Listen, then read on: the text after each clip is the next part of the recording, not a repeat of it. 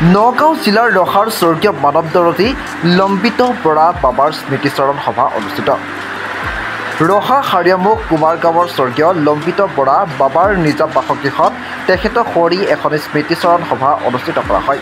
অনুষ্ঠানৰ আঁত ধৰে সদৌ নগাঁও জিলা ছাত্ৰ সন্থাৰ উপসভাপতি সঞ্জয় কুমাৰ কাকতীয়ে।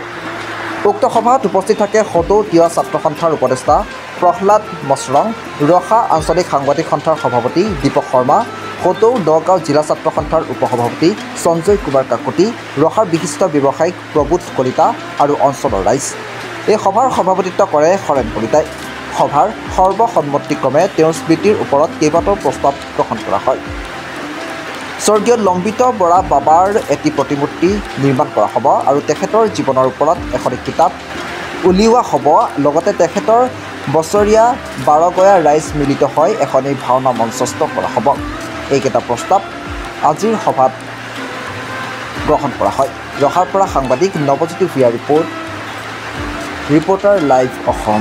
শ্ৰী শ্ৰী বুঢ়াগোহাঁই থানৰ তেখেত এজন পূজাৰী আছিলে আৰু সকলোৱে জানে এই বুঢ়াগোহাঁই থানখন 200 বছৰতকৈও অধিক এই থানখন নিৰ্মাণ হৈছিলে, কিন্তু তেখেতে বহুত দিন থানখন পালি আছিলে আৰু এই থানখনৰ জৰিয়তে আমাৰ গাঁৱৰে নহয় বহু দূৰ দূৰণিৰ পৰা ভক্ত আহে আৰু তেখেতক অসুবিধাখিনি ক'লে তেখেতে সমস্যাবিলাক সমাধান কৰে। আৰু তেখেত মানে এনেকুৱা আছিলে, সৰু সুৰা কাৰোবাৰ ল'ৰা ছোৱালীৰ যদি জ্বৰো হৈছিলে, পানী লাগিছিলে, চৰ্দি হৈছিলে, তেখেতৰ ওচৰত আহি ক'লে তেখেতে যদি এটোপা পানীও জাৰি দিছিলে, সেয়া খায়ো ভাল হৈছিলে। গতিকে তেখেত অন্যতম, তেখেত আমাৰ গাঁৱৰ ককাই ভাই আছিলে, তেখেত আমাৰ গুৰু আছিলে, তেখেত আমাৰ ভগৱান তুল্য হয়। গতিকে তেখেত আজি স্বৰ্গগামী হৈছে। আমি সকলোৱে তেখেতৰ স্বৰ্গগামীত দুখ পাইছোঁ। তেখেতক আজি এখন পতা হৈছিলে, তেখেতৰ এখন শোকসভা পতা হৈছিলে।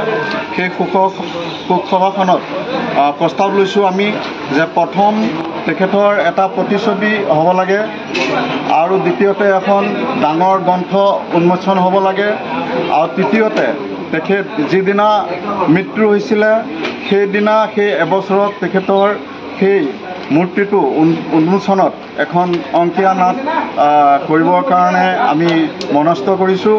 প্ৰসিদ্ধ বুঢ়াগোহাঁই থানৰ পুৰোহিত, অন্যতম এগৰাকী শাস্ত্ৰবিদ লম্বিত বৰা বাবাৰ আজি মৃত্যু উপলক্ষে, তেখেতে প্ৰয়াত উপলক্ষে, স্বৰ্গগামী উপলক্ষে আজি আয়োজন কৰাৰ যি স্মৃতিচাৰণ অনুষ্ঠান, এই অনুষ্ঠানৰ সভাপতি মহোদয়